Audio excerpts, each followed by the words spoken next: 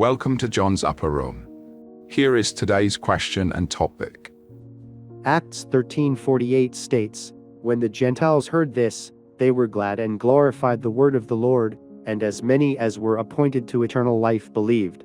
Does this imply that some people were created specifically not to be given eternal life? The Calvinistic approach always seems to lean this way. How are we to understand this in the context of free will and divine election? Does this mean some people were made for salvation and others for hell? That is an excellent question. Acts 13:48 has long been treated as a key verse in the predestination debate. Now let's examine it step by step according to a three-stage apologetic framework.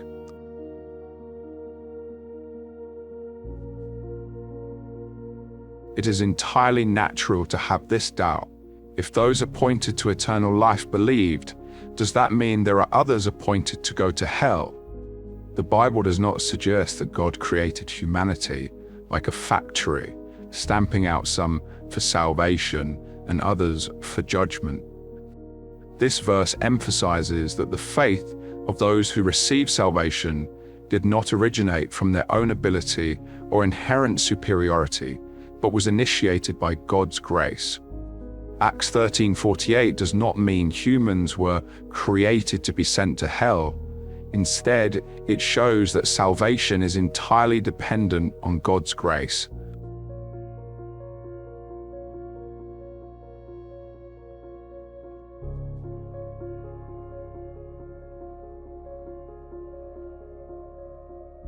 Acts chapter 13 recounts Paul preaching the gospel to Jews and Gentiles in Antioch. The Jews in their jealousy rejected the message, but the Gentiles rejoiced and embraced it. Luke summarizes this turn of events with the statement, "And as many as were appointed to eternal life believed."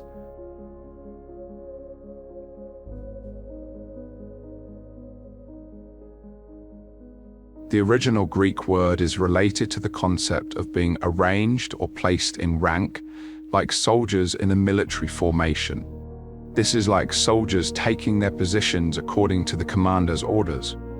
However, the crucial point is that while the soldier stands there by the commander's decree, the act of engaging in combat and fighting the battle is the soldier's own action.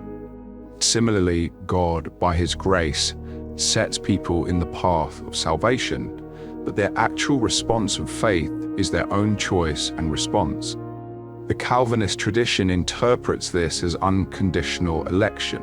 The Arminian tradition understands it as meaning those who had disposed themselves or were prepared to receive the faith. Both viewpoints seek to explain the harmony between God's sovereign grace and humanity's free response, albeit in different ways.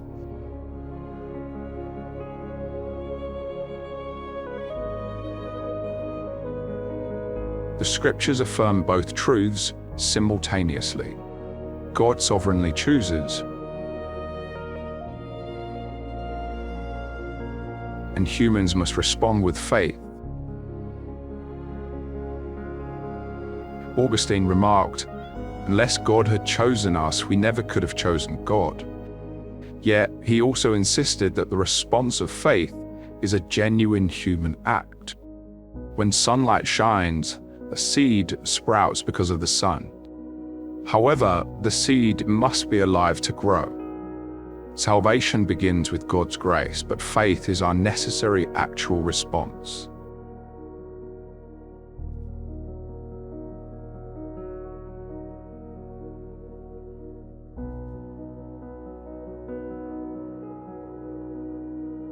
It is true that some within the Calvinist tradition teach double predestination. However, this is often misunderstood. It does not mean God created people in two distinct batches, one for heaven, one for hell. Calvin himself explained it this way. The entirety of humanity following Adam's fall is already under a sentence of judgment. God, by His active decree, chooses to save some through grace. For the rest of humanity, He simply allows the judgment they have earned to stand. This logic is like a rescue team pulling people out of a deep pit. The rescuer chooses to save some and allows the rest to remain in the pit where they already are. It is not the same as saying the rescuer threw the unsaved people into the pit to begin with.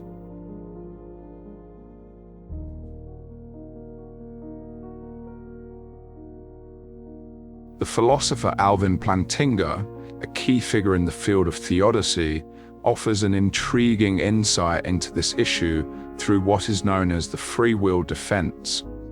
Plantinga's logic is as follows: God desired a free and genuine response of love, not forced obedience. To achieve this, he granted humans free will. However, true free will includes not only the freedom to choose good, but also the freedom to reject God. Therefore, God did not coercively predestine every human being to be saved. Instead, he allows humans to choose freely, and God foreknows the results while respecting their choice. The expression, humans created for hell, stems from the misunderstanding that God is an entity who ignores human free will and unilaterally determines destiny, especially when considering biblical truth and Plantinga's free will defense. God does not deal with humanity in such a manner. Rather, he allows some to freely reject him, and God permits that rejection. Thus, the phrase humans created for hell is an overly simplistic misunderstanding from both a biblical and a philosophical standpoint.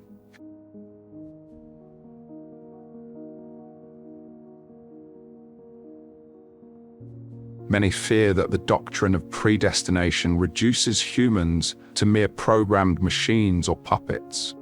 If everything is already decided, what value is our love and faith? This view misses the deep, personal relationship God desires. Predestination is not a doctrine that negates our free will. Rather, it is the foundation that makes our moral responsibility and freedom possible. God does not want forced mechanical submission. True love cannot be coerced. Imagine creating a robot and programming it to say, "I love you." While it says the words, is that true love? No, because the robot could not choose otherwise. God desires a true relationship where we choose and love him with our own free will. Moral responsibility requires free choice. If God had automatically chosen all humans for salvation, we would not be moral agents capable of choosing between good and evil. We would simply be programmed beings.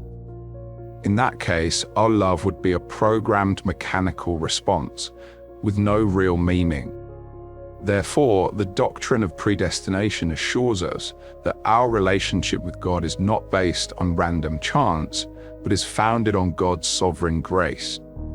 God initiates the relationship with his sovereign love, and within that relationship, he awaits our free response.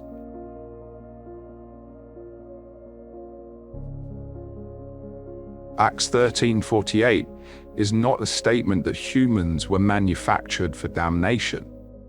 The text simultaneously illustrates that the origin of salvation is God's grace, and that the response of faith is humanity's free participation. The doctrine of predestination underscores God's sovereignty without nullifying human choice and responsibility.